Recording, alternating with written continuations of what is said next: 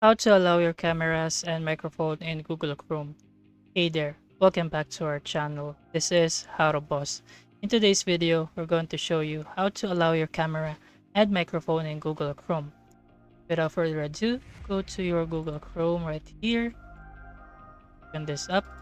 In order for us to add this, the first one is with the increasing use of video conferencing, online meetings, and web-based applications.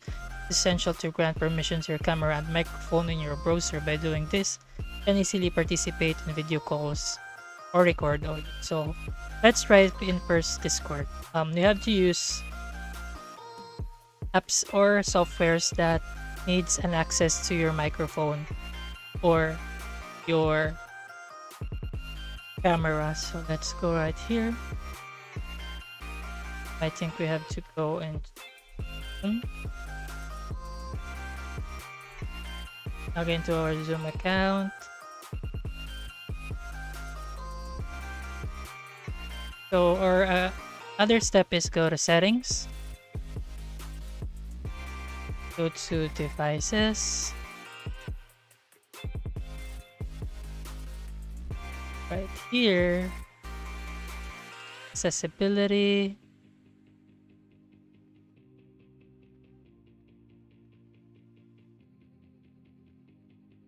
here, browser. Let's go to TV. In order for us to access our camera setting that will pop out. Let's try video chat or random video chat here. So on this part, just continue this one in order for us or the Google to pop out a camera or the microphone on our settings. So just continue while waiting for this one. So let's try this one right here.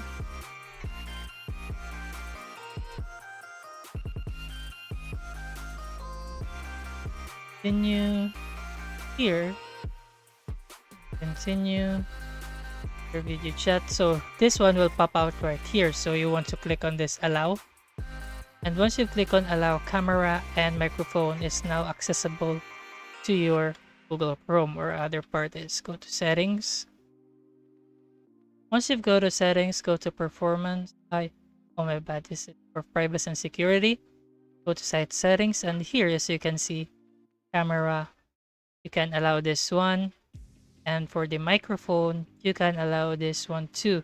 Sites can ask or don't allow sites to use your microphone.